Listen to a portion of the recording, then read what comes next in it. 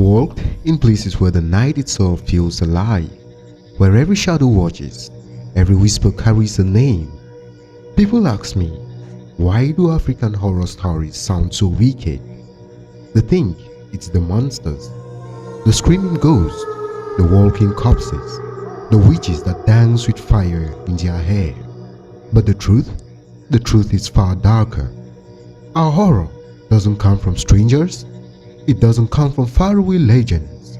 It comes from our homes. It comes from our own blood. In other lands, monsters live in forests, or under bridges, or deep in the ocean.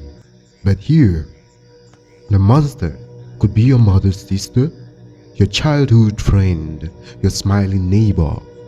And when you hear the stories, really hear them, you realize something. African horror is wicked, but it's intimate, because it's personal, because it could happen to you tonight. So sit close to the fire, listen, and let me tell you why our stories are not just stories.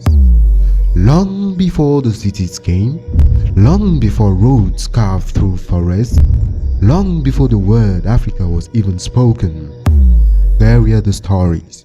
We told them around fires, we told them under the moon, we told them to warn, to teach, to scare, and to protect. Our ancestors believed the world was layered, not just earth and sky, but the living and the unseen. Every tree had an ear, every river had a spirit, every grave had a mouth. You did not walk at night without speaking to the darkness. You did not eat without sharing with the ancestors. And you never ever mocked the spirits unless you wanted them to answer back. Horror in Africa was never just pastime, it was survival. If a child wandered too far into the bush, a story of the ganga who steals children's shadows was told to keep them close. If a young man disrespected the elders, they told of the wandering hunter, cursed to be forever thirsty, because he laughed at his grandfather. These stories were not fiction. They were law. They were warnings wrapped in terror. The elders' voices were deep. The flames made their eyes glisten, and every word was heavy with belief. You see, in many cultures outside Africa, horror is entertainment, but here, it was reality dressed in words. The curses were not maybe, they were certain. And when you grew up hearing them, you learned something. The dead never really live, and the living are never truly safe. Our stories began as protection, but somewhere along the line, the protection turned into weapon. It started small. One man's farm grew greener than his neighbor's. Whispers began. He must have gone to the bush at night. He must have made a deal. Soon, the neighbor's chickens died mysteriously. Soon, people began to believe it was no longer the spirits punishing wrongdoing. It was people using spirits to punish each other. The truth is bitter. Africans have always feared one another's envy more than wild beasts. The lion will take only what it needs to eat, but envy will take your food, your children, your sleep, your breath. The stories changed. No longer was the witch the stranger from the next village. She became the aunt who never smiled at your success. The cursed object was no longer a mysterious mask from a forbidden shrine. It became the plate of food your jealous friend gave you. I once heard the story of a man who built the largest compound in his village. After trading cattle in the city, when he returned home, he threw a feast. By morning, his legs had turned black. By nightfall, he was dead. They said a cousin had placed the mouth in his meal, a spiritual poison that eats the body from within. These were the stories that began to shape our horror into something outsiders call wicked. But for us, it was simply truth, and it was terrifying. because the villain was no longer a shadow in the trees. It was the person sharing your room. Witchcraft is the heartbeat of African horror, not because it is exotic, but because it is invisible. How do you fight what you cannot say? How do you protect yourself from a curse that can hide in a handshake? How do you sleep when you believe your dreams can be stolen while you rest? In my travels, I met a farmer named Biko. He told me how his neighbor once asked for a pumpkin from his field. Biko refused, not out of greed, but because he had promised the harvest to his children. That night, Biko heard something scratching at his door. When he opened it, nothing was there except a trail of wet footprints leading into his house. The next day, his crops began to rot from the inside out. No rain, no pest, no sign of disease, yet they crumbled into dust in his hands. 3 weeks later, his youngest child fell sick. The village Ganga said only one thing: "You have been eaten in the spirit." This is why witchcraft frightens us. It does not need knives or guns.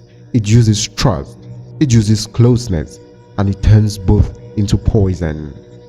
Our horror stories are filled with these betrayals.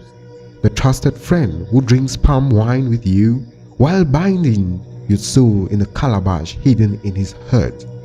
The mother who smiles at her daughter's wedding while burying charms under the couple's bed to ensure their misery. In these stories, the real terror is not the witch. It is the certainty that if she exists, she already knows your name. We like to think our horror is about monsters, but more often than not, the monster is us.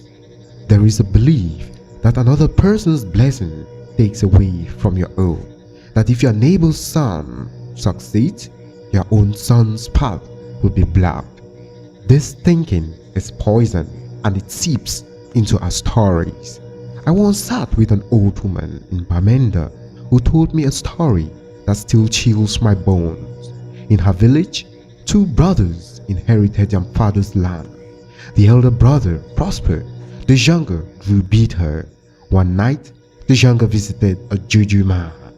He asked for a charm to destroy his brother's wealth. The charm worked. The elder's barns caught fire. His goats wandered into the forest and vanished. His children fell ill. But here is the twist. The younger brother's fortune did not improve. His own crops began to fail. His wife left him. The charm had taken more than he asked for. This is the self-inflicted curse. When in trying to destroy another, you destroy yourself. African horror is full of such endings. It is why the wickedness feels so deep, because often the villain's victory is their own downfall, and yet the cycle continues. Even today, these stories breathe. They live in radio dramas played late at night where listeners sit in darkness shivering. They play in Nollywood films where mothers fight witches to save their children. They spread on WhatsApp as voice notes of people swearing they saw a man turn into a goat. Our fears have adapted. The modern witch may drive a car. The curse may be sent through a text message, but the roots are the same. Fear of envy, fear of betrayal, fear that the smiling face before you hides a shadow. And that's why African horror will always sound wicked to outsiders, because to us, it's not a performance, it's a warning we still believe. So, why do our horror stories sound so wicked? Because they are not just stories, because they come from real places, real people, real fears. We do not tell them to entertain, we tell them to survive. Our horror is not about things that might happen. It's about things that have happened. It's about lessons carved into memory through terror. And perhaps the most chilling part is this: when you hear an African horror story, you might think it's fiction, but somewhere, someone is living it. In the end, the scariest thing about African horror is that it might not be a story at all.